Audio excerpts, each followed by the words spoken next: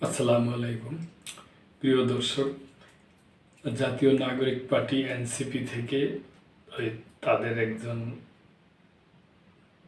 কর্মী এবং তাদের একজন নেতা তাসলিম জারা উনি পদত্যাগ করছেন এবং উনি পদত্যাগ করে বলছেন যে চাঁদার টাকা ফেরত দেওয়া হবে যারা ওনাকে আর কি ডোনেট করছিল। এনসিপি থেকে পদত্যাগ করে যারা বললেন চাঁদার টাকা ফেরত দেব। জাতীয় নাগরিক পার্টির থেকে পদত্যাগ করছেন দলটির জ্যেষ্ঠ যুগ্ম সদস্য সচিব ডাক্তার তাসলিম জারা। আজ শনিবার সন্ধ্যা 7টার দিকে দলটির হোয়াটসঅ্যাপ গ্রুপে পদত্যাগের কথা জানান তিনি। পদত্যাগের ঘোষণা দিয়ে তিনি বলেন, যারা আমাকে নির্বাচনের জন্য চাঁদা দিয়েছিল তাদের টাকা ফেরত দেব। আজ সন্ধ্যা 7:30টার দিকে নিজের ভেরিফাইড ফেসবুক প্রোফাইল একটি স্ট্যাটাস দিয়েছেন তাসলিম জারা। সেখানে তিনি তার পদত্যাগের ঘোষণা দেন।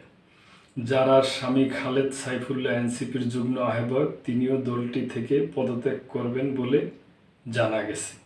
খালেদ সাইফুল্লাহ সমকালকে বলছেন, ব্যক্তিগত কারণে পদত্যাগ করছি।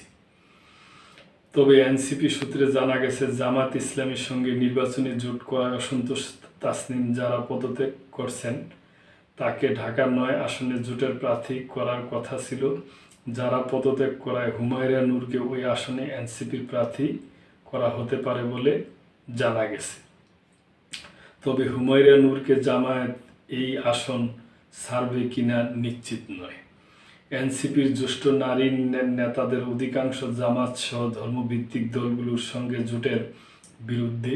জ্যেষ্ঠ যুগ্ম আহ্বায়ক সামান্তা শারমিন, জ্যেষ্ঠ সদস্য সচিব নাহিদ সারোয়ার নিভা, যুগ্ম আহ্বায়ক তাজনুবা জীবন, যুগ্ম সদস্য সচিব নুসরাত তাবাসসুম সহ কয়েকজন তাদের ক্ষোভ দলকে জানিয়েছে। শনিবার ভেরিফাইড ফেসবুক পেজ থেকে তাসলিম জারা জানান, আমার স্বপ্ন ছিল একটি রাজনৈতিক দলের প্ল্যাটফর্ম থেকে সংসদে গিয়ে ঢাকা 9 আসনের মানুষের উদ্দেশ্যে সেবা করার। তবে বাস্তবিক প্রেক্ষাপটে আমি কোনো নির্দিষ্ট দল বা জোটের প্রার্থী হিসাবে নির্বাচনে অংশগ্রহণ না করার সিদ্ধান্ত নিয়েছি। তবে নতুন রাজনৈতিক সংস্কৃতি গড়ার প্রতিশ্রুতি রক্ষায় স্বতন্ত্র প্রার্থী হিসাবে নির্বাচন করব। স্বতন্ত্র প্রার্থী হিসাবে নির্বাচন করতে 1% ভোটের স্বাক্ষর প্রয়োজন। তিনি ফেসবুক পোস্টে ওই স্বাক্ষর প্রদানের আহ্বান জানিয়েছেন। আগামী নির্বাচনের জন্য তাসলিম যারা ফেসবুকে ঘোষণা দিয়ে গণচাঁদার মাধ্যমে 47 লক্ষ টাকা তোলেন, তিনি ওই টাকা ফেরত দেওয়ার কথা বলেছেন। ফেসবুক পোস্টে যারা লিখেছেন, কিছুদিন আগে নির্বাচনী ফান্ডরাইজিংয়ের সময় আপনারা অনেকে ডোনেট করছেন। আমার এই পরিবর্তিত সিদ্ধান্তের কারণ হিসাবে যারা ডোনেট করার অর্থ ফেরত পেতে চান তাদের প্রতি আমার শ্রদ্ধা। আপনাদের ট্রানজ্যাকশন আইডি ও ডিটেইলস ভেরিফাই করার পরে অর্থ ফেরত দেওয়া হবে। আর যারা ব্যাংকের মাধ্যমে পাঠিয়েছিলেন তাদেরকে শীঘ্রই জানাবো কী প্রক্রিয়া আপনাদের অর্থ ফেরত দেওয়া হবে। বিকাশের মাধ্যমে টাকা প্রদানকারীদের একটি ফর্ম পূরণ করার আহ্বান জানান তাসলিম যারা। ফর্মটির লিঙ্ক পোস্টে শেয়ার করছেন তিনি।